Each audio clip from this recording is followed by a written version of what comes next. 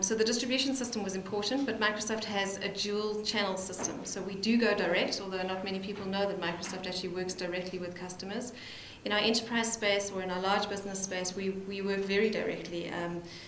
It's important for us to have large customers who see people who are Microsoft. So it was important for us to know that there was a Microsoft suit walking into a big business who had a Microsoft business card and wasn't somebody who was representing us through a channel. So that was really key, and that is a worldwide strategy of ours. Although we do work with partners as we do that. So it becomes quite kind of complex, but think of it that we actually go very direct within large businesses. And then right at the bottom of the chain, if you could think about big business all the way through to consumer, we've just started going direct as Microsoft into the consumer. So you might have heard that Microsoft has just opened a Microsoft store, similar to something like the Apple store that you've seen in Sandton City before. It hasn't come to South Africa yet. Our policy is always that we try something first, we pilot it, and if it works, then we'll roll it out to the rest of the world.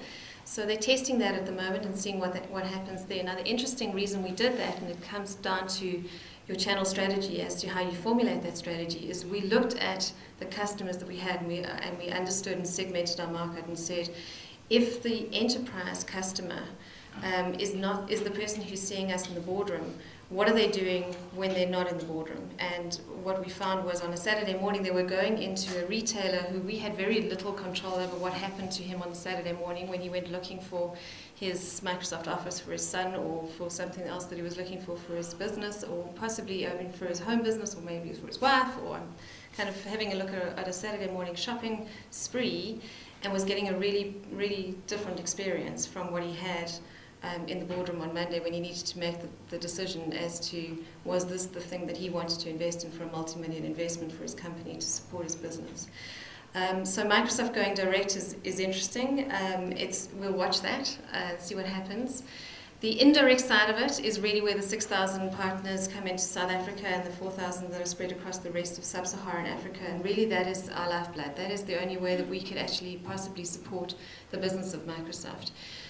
Those partners range from anything from a hardware supplier, so somebody like a Dell, your typical kind of hardware manufacturer who ships Windows, as we call it, ships. That's one of our channels, so that's the OEM channel. We have TLAs, three-letter acronyms, all over Microsoft. I'll try not to use too many of them. And that was one of our traditional channels, right? So how do you get a PC? You get the PC, you're going to put the software on top, and it makes a lot of sense. Then the second channel we have is the value-added reseller, or the VAR channel, because I have to have an acronym for it. And that is where we have channel partners who actually use our software to be able to add value to it to the customer. So you have somebody within that value chain adding value as it comes through the chain towards the consumer. And that's an enormous channel for us, and in very, very, very segmented. One of the things we do is segment that market extremely and extraordinarily well in terms of what are the competencies of the people that are in that market, and how do we treat them and how do we work with them. So that's the indirect side of things. Then we have people who are building solutions on top of our market as well, on top of our software, and we have different segmentation for them.